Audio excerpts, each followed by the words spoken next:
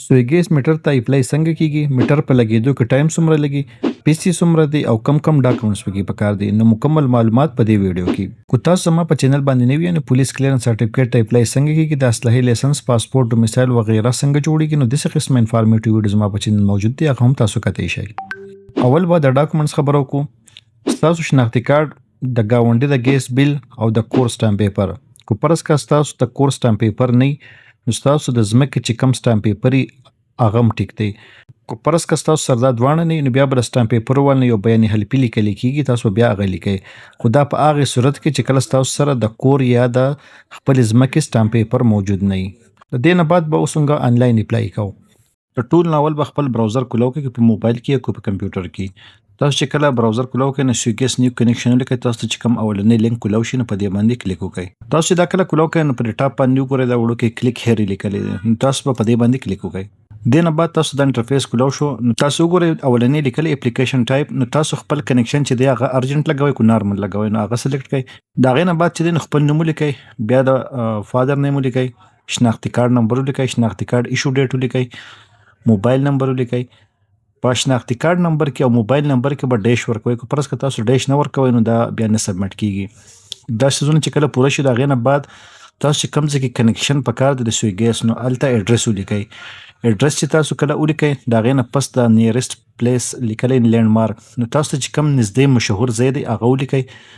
دا غي نه بعد چې دینو کنزیومر نمبر ولیکئ. کنزیومر نمبر هغه دی کوم چې تاسو د گاونډي د ګیس بیل تاسو راغستې دي، نو په هغه چې کوم دا غو نمبري ریفرنس نمبر نو تاسو په دې کې هغه لیکئ.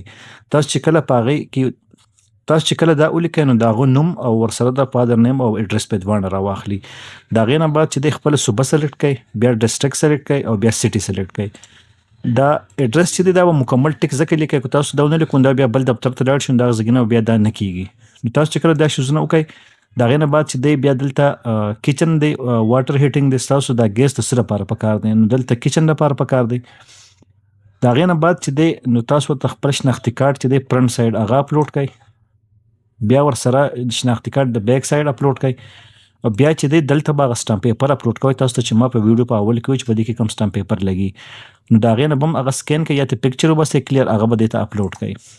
دا غي نه بعد تاسو ګورئ تاسو کور چې دی نو په څومره ځکه جوړلې 10 مرلې دی او کو نه دا غي نه سیوا دی، نو تاسو ته خپل کور علمي هغه مطابق ادا سلیکټ کړئ.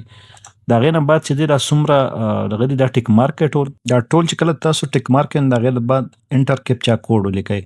تاسو چې کله کیپچا کوډ ولیکئ نو خپل اپلیکیشن سبمټ کړئ. کو پرس که تاسو اپلیکیشن نه سبمټ کیږي نو تاسو به بیا ایرر ښیي چې دا سیستم پکې پرې خېده دا ټیک کړئ.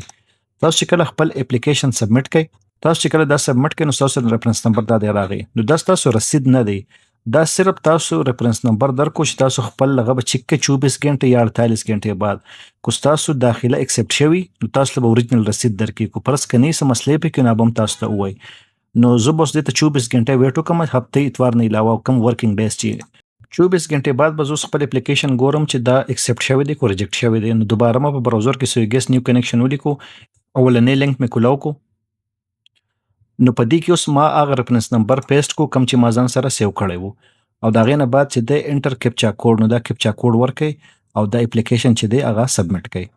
نو دا وګورئ زما اپلیکیشن چې دی هغه ایکسپټ شوی دی، ماته دا اوریجنل رسید راغی. په دې کې تاسو ګورئ اولنې نوم لیکلی، دا غي نه بعد کسٹمر آی ډي، دا کسٹمر آی ډي چې د تاسو د میټر نمبر نو دا تاسو اوریجنل رسید دی، دا تاسو ځان سره پرنٹ کړئ او سمبال کړئ. دا به تاسو دفتر ته نه وړئ. د دې پیسونه سونه دي نو پیس چې دی هغه د 10 مرلونه کو تاسو کم کوري نو 23500 روپۍ چې دی هغه د دې پیس دی. کو تاسو پرس کا ارجنټ لګول غواړئ نو 23500 جمع 25000 چې دی هغه پسې ایکسترا راځي، نو تقریبا 48500 خوشاله دی نه جوړیږي. نو ټوټل د دې دغه پیسونه دي. کو پرس کا تاسو کور بیا د 10 مرلونه سیوای نو په دې پسې 3000 روپۍ ایکسترا دی د لاین چارجز. ها اوس پراشو ټایم لا چې ټایم په دې سمره لګي نو کو تاسو پرس کا نارمل داخلو کې میټر ته نو د 9 میاشتو نه واخله د 1.5 کال پورې تاسو میټر برازي په دومره ټایم کې به تاسو ته میټر لګي. کو تاسو پرس کا ارجنټ داخله کړي نو د 1 میاشت نه واخله او د 3 میاشتو پورې به تاسو ډیماند نوټس راځي. زما اپلیکیشن سبمټ شو او هر څه وشول، نو دینه بعد په دې ست طریقه کاری تاسو چې کله اپلیکیشن سبمټ کړئ نو تاسو به د پسې دفتر ته نه ځئ، تاسو ډیماند نوټس به تاسو ته کور ته راځي. تاسو چې کوم اډرس ورکړی دی په اپلیکیشن کې نو پاک اډرس په تاسو ته ډیماند نوټس ملاویږي. تاسو چې ډیماند نوټس کله راشي بای کوریر نو هغه ډیمانډ نوټس به تاسو داخله کړئ د خپل موبایل نه په بانک کې ډاکخانه کې هر څه کې چې جمع کوئ نو د هغې نه بعد بس تاسو په میټر باندې فردر پروسس کیږي. کو ستاسو بیا هم څه تپوس وي نو بالکل په کمنټس کې کولی شئ.